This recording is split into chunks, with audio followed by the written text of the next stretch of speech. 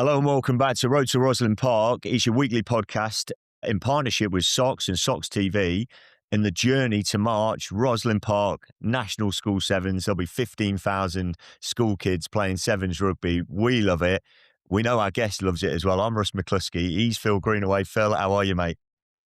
I'm good, mate. I'm super excited for today's guest. When you talk about Sevens royalty, this man, there's not much this man doesn't know about it. So I'm really, really excited.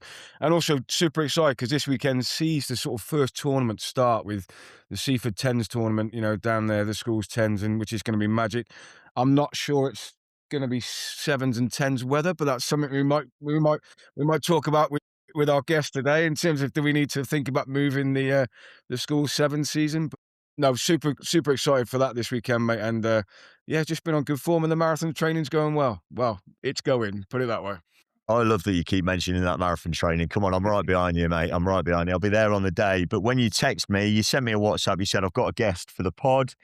What do you reckon? He's coached, England Sevens, Kenya Sevens, USA Sevens.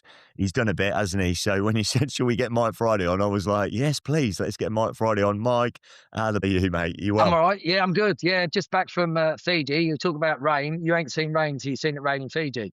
And let's just say they don't care for the rain. So I don't think whether it rain, shine, the reality is rugby's rugby. Let's get out there and play. So yeah, it's I'm dealing with a little bit of jet lag, but it's all good.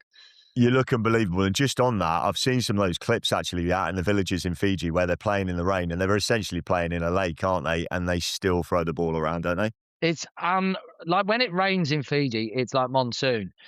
But the mindset of these players, because they're brought up at a young age playing in the villages in kind of paddy fields or whatever, is you've got to play and you've got to throw the ball about. You've got to keep it alive because it's one touch Fiji rugby, and they translate that onto the sevens field. So it's their way, and it's probably the only country that can do it their way. But what it does show you is it can be done in the rain. You've just got to be brave. You've got to be together on the same page, but ultimately you've got to hone your skills in all weathers. Mate, it's brilliant. And also, Mike, you've got two sons, so you've lived it and breathed it, that sort of academy pathway stuff. And I'm sure we'll get into some of that, as we go. How are the boys, mate? How are Harrison? How's Lucas? Different They're journeys good. they've been on, but they're all right, they're well. I mean, different journeys, yeah, very different journeys. Harrison, was part of the COVID mob when he was playing at school that last year and then going to university and dealing with all of that, having an ACL injury in his first year, which sadly in the university realm kind of knocks you out. And it's a little bit, the wrong word is cliquey, but I think they think they're a high performance team rather than a club first and foremost at universities, and they get caught between a rock and a hard place sometimes in Super Bucks. But he's come back. He's back in the big bad world now. He's learning, doing his masters alongside a full-time job, which means it becomes hard to balance and choose what you want to do in life, especially if you've got a girlfriend as well. So he has kind of taken a step back from kind of that semi-pro Nat 1, Nat 2 level, and he's playing at Bromley, our local grassroots club where I learned as a 4 or 5-year-old, where Harrison and Lucas both went from 4 to 5. He's loving it, playing in the first team, all over the place, bit of 9, bit of 10, bit of 12, bit of 13, bit of 15, but he's enjoying the game. And then Lucas is, again, a bit an up and down, right? As we said, he lost his last year at school through injury, then went to the Under-20s World Cup while still at school, won that, signed to Quins, Ivory England 20, did his ACL, got back in November, and then has now had his shot. He's been either on the bench or started the last 3 or 4 games for the first team. Absolutely flying. I had a big article written about him in the Telegraph this week, but let's just say in the Friday household, your feet are kept firmly on the ground. More importantly, he's on top of his college work, and he's going great guns. So he's enjoying the game for what it is, staying humble, stay healthy, and get your head down and work hard. And it's great. The game has been fantastic for the whole of the Friday household. Love that. Love to hear it, Mike, as well. And then in terms of Rosslyn Park, what kind of memories do the boys have of that tournament? And what kind of memories do you have of that tournament as a parent, standing there, seeing how they go? It must have been quite difficult being a son of Mike Friday playing at Rosslyn Park Sevens. Well, let's just say the world has changed now. I'm now Lucas Friday's dad. So it's... The world has changed, but interesting enough, obviously my memories of Rosslyn Park, sadly, are probably more through the stream than live. with Harrison, I got to watch a couple of those in the early days, but obviously being away with the US always kind of clashed with Hong Kong preparation. So my memories of Rosslyn Park obviously are fond memories in terms of what a school's competition, what an iconic competition where so many come together to fight and compete and challenge, and the camaraderie of the week together with the competition. So the times I went there live, I was always in awe of the number of teams, the slickness of how it all operated, and the way that all the players kind of got on with it, right? Because it's sometimes it goes your way, sometimes it doesn't, and there's an element of luck involved, as well as you've got to be a decent team. But ultimately, one decision by a player, by an official, by anybody can be the difference between winning and losing, because there's no room for error, right? Because if you lose a game, more often than not, you're gone. But watching it on the stream in America, and again, one year, the best year was Lucas's under 16s year, where they got to the semi-final. It was an epic semi-final they had against Harrow, right? So you had the likes of Griffin Kepu playing for Harrow against, Lucas, Max Farrell, a lot of boys in the Trinity team, and the whole of the USA Sevens watching this semi-final down in Chula Vista. And it ended up being a 10-5 win to Harrow, I think.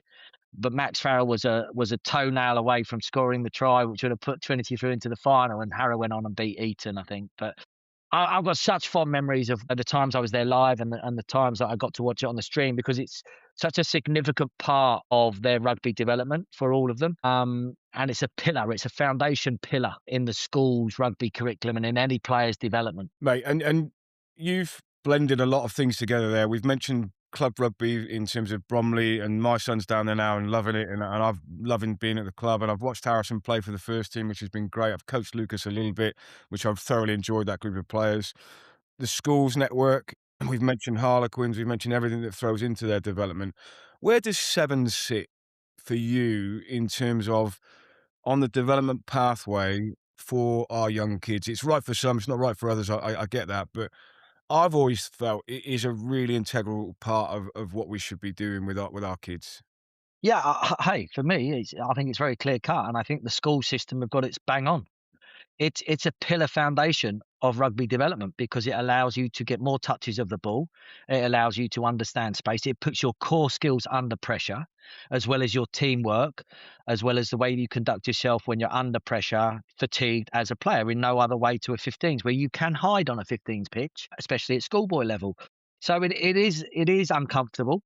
And I probably would disagree a little bit. I think it's for everybody. I think you can, the next stage or the next thing for some school to do is to create front 5 sevens competitions or so forth like that. I think all of those things are viable. I just think that there's a bit of a lack of respect once you leave school in terms of the role of sevens and the way it is part of the pathway. Because especially for, let's talk about Lucas, okay? Because obviously Lucas is flying high, playing 15s and at Harlequins and so forth. But Lucas had a term of 15s and a term of sevens from the age of 10 through to 18. So that includes the golden age of learning and when you start to really find your feet as a rugby player, alongside the Bromley club appetite as well, and that part of his kind of rugby diet, which again for me, playing at your school and playing at your club are two different things, two different social circles. And the reality of that is that, again, he becomes more socially diverse and able to have friendships and conversations and so forth in different circumstances, right? And that's part of life. And actually, he's played with those boys from Bromley since he was 5. So to achieve things with them is just as important to him as to achieving things to boys that he'd played with since he was 10. But the point on that for me is that once you leave school, everyone is about 15s. Oh, it's this, it's that. And that is the pinnacle of our game, 15s, especially in a mature rugby nation like England. Sevens can still be part of that developmental piece as you're a transitional player in a different way in the club environment, right? Whether that's, where you look at the way that we go on the international invitation circuit, or the reality in terms of now the international 7 circuit, where England and the UK have taken a step back and said, well, it's no longer for us, right? We don't get any value out of it, which is interesting when you look at, back when I coached England in the early thousands, where I think my stats are we were part of about 45 players' journey to getting international 15s honours. You know, we're talking about iconic stars like Danny Care, Tom Varndale, David Strettle, Ben Foden, Matthew Tate, Henry Paul. Like, these are big players that went on and got lost. And then it's not the sole reason, but they all cite as it was a huge part of their development curve. Now, it doesn't make you any money as a union, but you're investing, right? But it's what's your investment going to be to get a return? And likewise for Premiership clubs, who again, we create so many Premiership starters and help develop and, you know, re-establish players. For example, players that were going nowhere ended up becoming first team starters because of it. And I still think that stands true today. I just think there's so many demands on the 15s players that actually they devalue it a little bit, the clubs, because obviously they've got to be beholden to winning. And then you look at the way that they've gone about it internationally is, you know, we've got all this emphasis on England 18s and England 20s. And apparently that's where we develop the players that play for their country. And it's like, well, hold on a minute. Again, I'll take Lucas in hand. When Lucas was growing up, yes, he wanted to be like Danny Care as a 15s player. Okay. But I've got pictures of Lucas running around at Bromley in a 7 shirt with Nua on the back, and everyone will go, well, "Who's Nua?" Folau Nua, who was one of the Sevens icons for the USA, king of the restarts, left, right footer. We know how Lucas can restart, and that's because he used to watch and follow, and whenever he came to America, would train with Folau.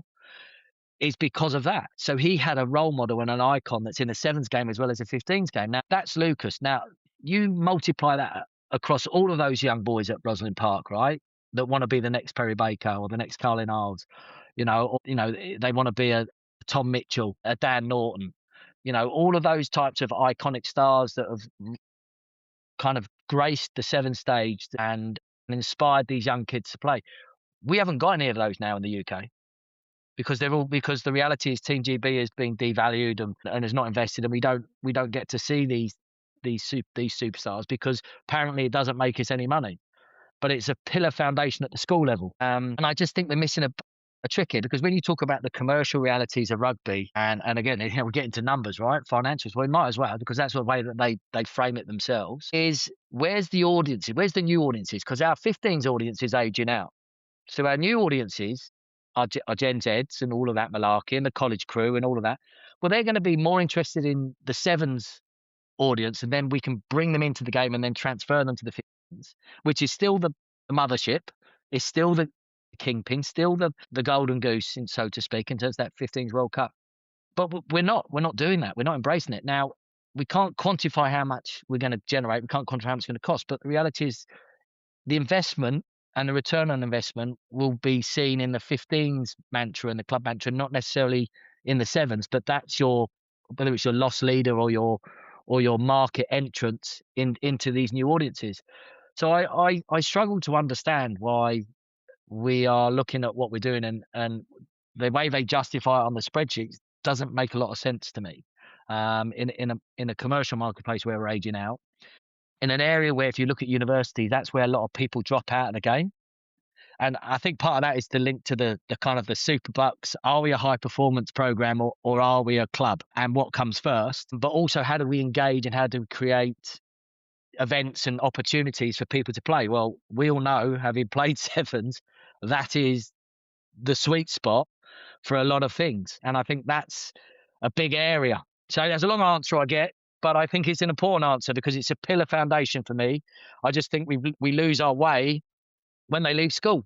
And I think we need to be embracing that more. I think it's a really important answer, Mike. And to your point there, I got chatting to a mate of mine in the week who's a rugby agent. He's got a couple of stellar rugby players on his books. And I don't think he's likely to go to the Schools Cup final. I don't think he's going to go along to that to see the 15-a-side finals or anything like that. He is going to come all week to Rosslyn Park Sevens. He said 100%. He'd be there Monday to Friday. He's looking forward to catching up. He's looking forward to seeing the talent on the show. And he said with his lens on as an agent, what is he going to be able to see? He's going to be able to see more and more players, for one, obviously, by definition of the tournament. But there's going to be more of a buzz around it. And you get more old boys turning up and old girls turning up to go and watch their schools and everything like that. Socially, it becomes a social event, doesn't it? So you're bringing the casual fan along with you for the week at the tournament. We've got a lot of schoolmasters and a lot of heads of rugby probably listening to this podcast now. Can we just dive in and lift the lid on, maybe they've got 2 months out. It's 2 months, isn't it, until the Rosslyn Park week. They might have, some schools might have 6 sessions with their team. They might have 4, they might have 20 because they really, really value sevens in the program. It's interesting to hear, obviously at Trinity, and I know Trinity super well. They did their 15-a-side really well and then they switched over in that spring term. What would you say to those directors of rugby or that young coach who's taking his sevens team for the first time? If you've only got limited amount of sessions, what Yeah. should you really be focusing on? What are the core things Well, right I now? think it depends what age group you're dealing with, if I'm honest with you, because I think that the biggest issue that I think a lot of coaches do is they look at the World Series and they try and transfer that to their schools team, and you can't do it. I think the reality is in the early ages, I think a lot of what you do in the 15s, again, keep it simple. It's about pass and catch and decision making, 3-on-2, playing to the space and then exploiting the space. So I think the biggest thing is core skills are everything, right? Pass, catch, tackle, contact skills. So if you can't do that individually, you're under the pump.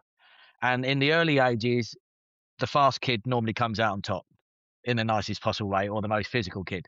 So the reality is you've got to understand who you've got, what you've got. Have you got a fast team? Have you got a big team? Have you got a physical team? Have you got a team that's fit? They're the things you've got to work out as a young coach with your schools team. And then for me, the reality is it's a lot easier to play with the ball than without the ball. So I've done this. I did this a couple of times with Lucas, and I did it at Bromley with their under 16s in the county stuff where we had half a session, and I've done it a little bit at Trinity in terms of things. So the key thing for me, I would say to all schoolmasters is, right, speed of threes is everything, right?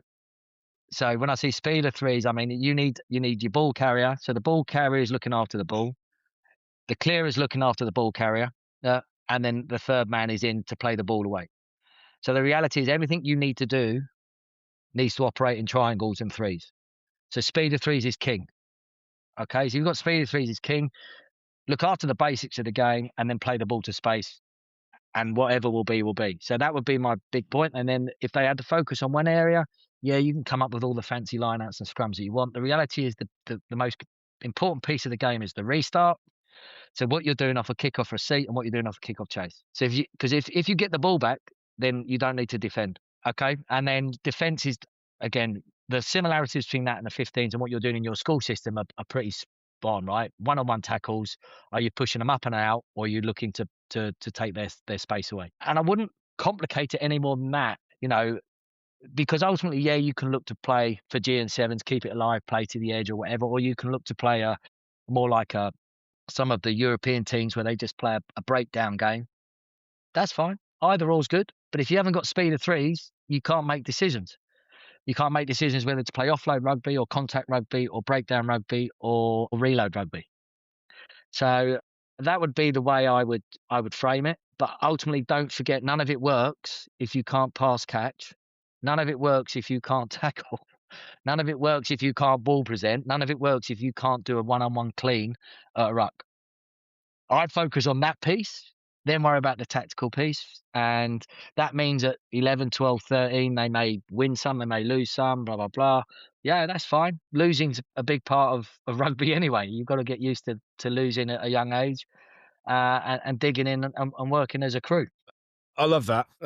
Simplicity is often the key to it, isn't it? And we had Femi Sofalarin on last week. You'll know Femi from he played from Scotland and GB7. I tried to get him for USA. He was eligible for USA as well. Yeah, he said last week. He said that. I met him in Dulwich as a 17-year-old with his dad. Yeah, and he, what fascinated me was a little bit about what you said about sevens not being respected as a pathway, about academies not respecting his choice to go to university. So that led him into sevens pathway up in Newcastle and then going on to Scotland.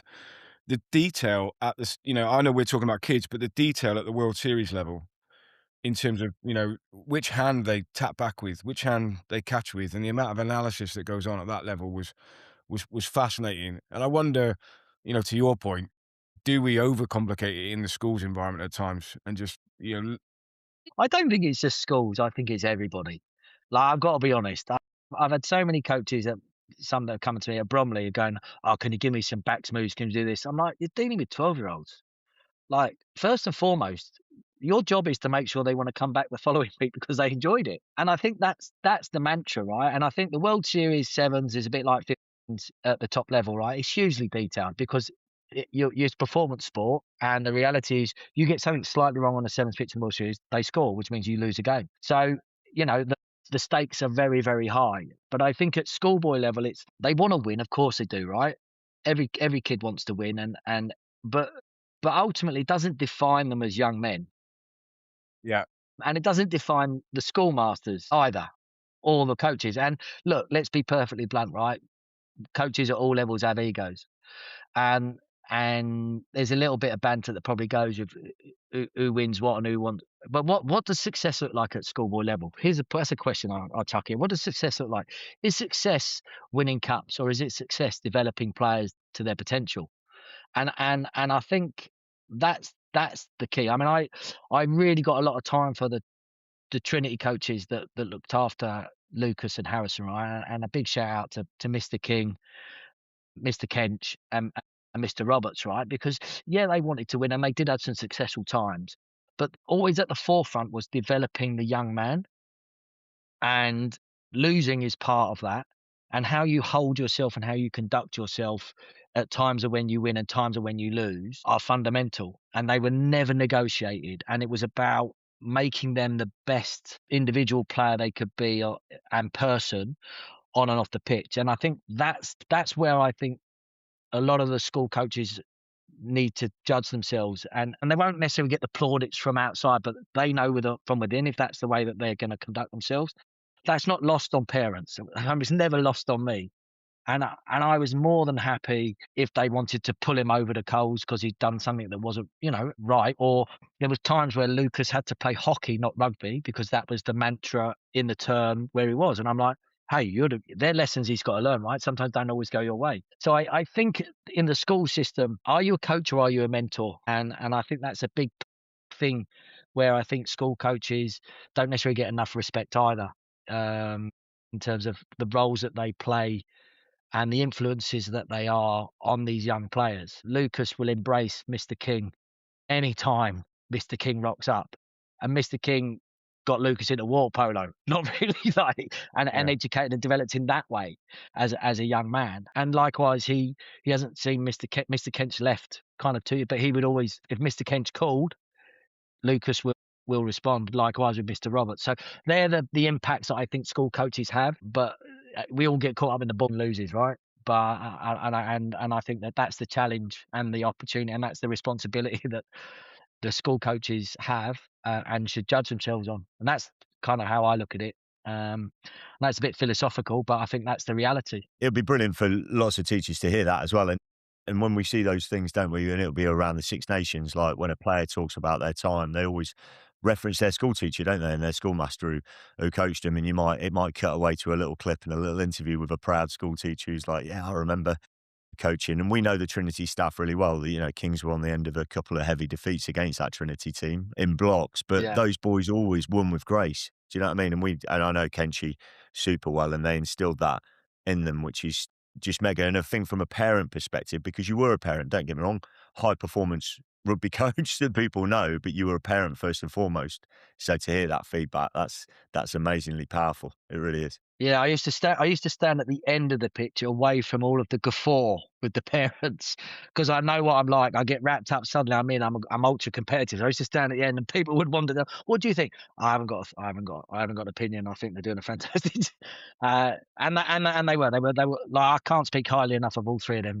They were proper salt of the earth. Love it. And just to your point there about the hockey, because I know Yeah. this is the tension right now in the spring term, the Lent term, and there'll be lots of staff going, I'm just not getting enough access to the boys who are going to play first seven or 16s, sevens or whatever. And we did it at Kings, like sevens wasn't a games option. Football and hockey were the two core sports, if you like, during this term. Yeah. And we said, look, you're going to go and play football on a Saturday, and we're going to try and crowbar in 7 sessions. We're going to do 7:15. We were doing 7:15 of a morning, floodlights out, whatever it took to get the boys out running around. How important was it for your lads to be doing those other sports? Because let's face it, if you can sprint, accelerate, decelerate on a hockey Astro, that's going to lend itself to a sevens pitch, isn't it? I mean, I'll be honest. He hated it. He hated it. He loved his war polo, but he hated it because but it still meant he did it, but because the experience was probably one he'll look back on in a different way. So, I'm not being disrespectful to hockey or anything like that. Far from it, because I remember one conversation we had whereby Mr. Kent's got a phone me. He's like, "Look, I can't take Lucas to this sevens competition. He's got to play hockey." I'm like, "He's in the B team of hockey." He said, "Yeah." He said, "The problem is that they're playing a team that's not very good at hockey, and they've released some of the A players in the hockey team to play the rugby, which means that they've got to bring Lucas up from the B team in hockey into A team." And he was captain of the sevens. And you know, we sit there and I'm like, and I desperately just want him to play rugby. And I'm like, absolutely, Mr. Kench. And it must have been a nightmare for him to have to call me. But the reality was, it's like that was the relationship between parent and teacher. And that was always the respectful thing for me. It was like, you know that system better than me. I'll trust. I don't, whether I agree or disagree is a non-point. I trust you and we'll go with it. And that must be tough for teachers. But it's not, I think where there's a will, there's a way. Like Lucas, again, 7:15 training session, absolutely, I'll be there. And that's what you want as well, right? Because you're not overloading them because ultimately, but they do want to get that prep right to give themselves the best opportunity so you can get that first 7 out. And if they're not prepared to do it, well, okay, I'm not going to judge you, but then we'll go in undercooked, and whatever will be. And either is okay, is my point at that age, because they're not paid professionals, right? It's not their job. It is very much kind of what you want to do, and this is the way that the school operates in this term. And you make the best of what you've got. You know, it's a bit like kind of when I was with Kenya. I had a bag of balls and some cones. We can either sulk or we can get on with it. And we got on with it, and the attitude counted for everything. I love that. And I think, also just the lessons that Lucas will have learned, that sometimes what you want to do is not what's right for the organisation or what's the bigger picture. And I think, schools are great at, helping kids learn those lessons. That, in the moment, we get frustrated, but I can go and enjoy this hockey game. I can go and give my all, be part of a team, have a great day out, and come back and having looked back on the experience and have enjoyed it, or I can sulk about it and go and have a miserable day. And I know which one I'd rather do. But kids also need help learning those lessons, don't they? They do, and he'll get judged more as a person by how he conducts himself in that hockey environment as not. And I remember he was fuming. But I sat there, I said, "Look, mate, you got two choices though. Like, it ain't changing. So what are you going to do?" I said, "What you got to do is you got to show the same intent that you show on a rugby pitch, even if you're not as good at hockey at that." And he was like, "All right, okay, fine." And like you say, whether he probably wouldn't enjoy it as much, but did he get something out of it? Yeah, he did. And the reality is, win, lose or draw, it is what it is. So 100%, yeah. I mean, I'm not sure I could stomach that if it was every week, and I knew it wasn't every week. Is my point, and because I think there's a balance, right? Because ultimately, it meant that he missed a tournament, but it was, how it works in the school system. It's a build up, and some of the schools are very good at making sure that they're there for the really big sevens tournaments. Not just the Rosslyn Park. I remember we went to a couple of others over in Essex and things like that, which they won in the 16s. Big festivals. They make sure they're available for those. It's kind of like we say, the schools do a good job on the push and the pull, but they make sure that they get maybe 70-80% of it. And that was what was for me was good. And then that's where, as a parent, you have to trust and not throw your weight about and throw your toys out as well, which I've seen that happen as well. Mike, you sound like the best parent going. There'll be loads of teachers. Well, I'm not sure. I'm not sure Kenchi or Mr. King will say that. But Mike was. I could be a handful at times. I could, because there was times where I didn't agree with a couple of things. But I had such a good relationship with Mr. Kench and Mr. King and Mr. Roberts that I could voice that, and they'd have a reasoned debate. And Kenchi was very good at going, yeah, but ultimately this is what the decision we're making. I'm like, okay, I get that. The boss is still the boss. But that I think again is a skill set for rugby coaches in managing parents of all levels, and an upset parent isn't necessarily a bad thing, and I've been on both sides of that. But I think it's a good lesson for everybody, because what you don't want is, being candid, you don't want kids running to their parents to have their battles for them, and that requires strong coaches and strong teachers to be very clear on the principles that they're adopting for the school and what they accept with their kids and what they don't. Brilliant. Absolutely superb. We've taken a lot of your time, and you've been really, really generous with it this morning. I know you only landed from Fiji on Tuesday, so I don't know if there's an afternoon nap scheduled or something like that. I don't know whether you've got. So you're going to say, "Oh, no afternoon naps. We've got to battle on through." Go on, roll your sleeves up. Will we see you at Rosslyn Park? I'm going to be really forward Yeah, here. you will. You will see me at Rosslyn Park. Yeah, I mean, as long as it doesn't clash with anything, I enjoy it. I think it's a very good. As I said, I think it's a fundamental piece of the rugby calendar. I think we need to find a way to connect the school sevens calendar. It's already kind of connected to the universities now with the celestial sevens, but we need to then translate that through into and how that links to the community rugby sevens, kind of through the lit seven stuff and all that. We've got to sort out this top piece, what we call it the World Series piece, whether it's Team GB or whether it's commercialised and turned into the British Lions or something like that. I don't know, but we are missing a trick as a rugby nation by not connecting and exploiting the top of the sport and hiding behind the fact that we say it doesn't make us money. I mean, I fully understand there's lots of pressures on money for the RFU, be that the men's 15, women's 15s, etc. But we have to invest in the game, and that needs to then translate all the way down to the grassroots, right? Which is where the school system sits in the community game. We're shortchanging the community game by not investing at the top end of the game, and it is investment, right? It's not profit making; it's investment, which means it has a cost. It's just then whether you can commercialize it in a professional sense to then create new audiences. Yeah, I love that. And I'll just leave you with this. we had as I said, we have Femi on. What used to happen was that the finalists at Rosslyn Park used to go and play at the London Sevens. So you'd have Seba versus Dulwich or Trinity, and that London Sevens with 120,000 people there across 3 days with those kids playing there. And like you said, them sitting around watching the Sevens, seeing their superstars and then saying, this could be for me. I could go and play in this. I'd love to see the London Sevens back, Mike. We'd love to see that World Series taken seriously across from the RFU and from the other home nations. We'd love to see that. You might be the man to drive that, Mike. If anyone is out there who's going to drive this for us, you are the man. Yeah, I mean, what's next for you? Yeah, I think for me, I don't know what's next for me. I am looking at, I'm speculatively trying to do some event stuff in the seven space. To try and connect things with the UK league down all the way through. And I think there's real potential there, because I also think, if you think about how few players make it into these academies now, and when you look at the filter system, they go off to university, they're a little bit disillusioned when they can now have the opportunity to chase something else and represent their country in a different way. They're being robbed of that opportunity. And I think there is a way to commercialize and monetize it to create that. But being candid, I need to find some seed funding, and we can get a UK franchise league up and running, which I think then can connect the dots, and then we could then reinvigorate and reposition the way that we could position an international team to compete on the World Series. So there's that piece. I think if you said to me, what would I want to do? I would love to I still want to be in professional rugby, not necessarily want to be the main man on the side of the pitch. I'd love to be in that kind of head of transition space.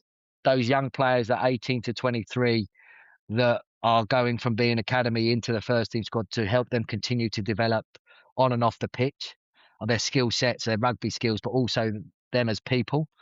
I'd love to be in that space, or I'd love to be in the commercial part of the game, right? As a GM or something like that, the man behind the man, to allow him to do that. But it's tough, right? There ain't a lot going on in rugby, so there's not many of those opportunities. If you know of any, then yes, absolutely.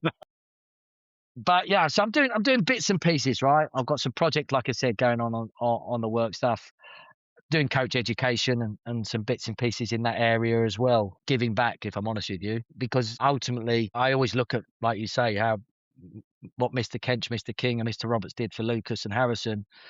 And I always used to help the school there. But with my experiences, maybe I can help give other people perspectives and opportunities, and then they can take a little bit, or they can discard it and say, well, that's not how to do it.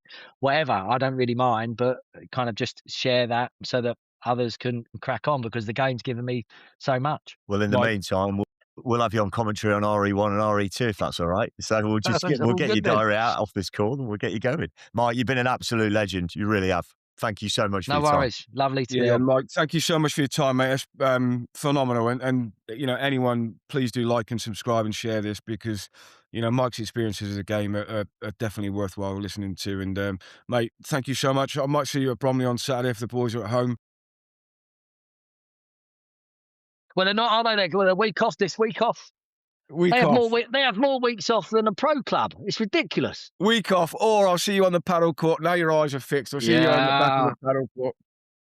Mate, listen, thank you so much for being so generous with your time. Good luck to the boys in everything they're doing, and thank you so much, mate. We'll, if anyone wants to connect with Mike and you want to come through us, I'm sure he'd be open to a conversation about anything you want to do in sevens. He's so generous with his time and so much knowledge to share. So, mate, you've been a proper legend. And Russ, enjoy your day. Get yourself up to Burko. I think you're on your way up there now. You need to edit this pod before it goes live on lunchtime. But Mike, mate, thank you again. And good luck to everybody at the Seaford 10s this weekend. I've been Phil Greenaway. He's been Russ McCluskey. And we've been so lucky to have Mike Friday with us, guys. Have a great weekend, everyone. Take care.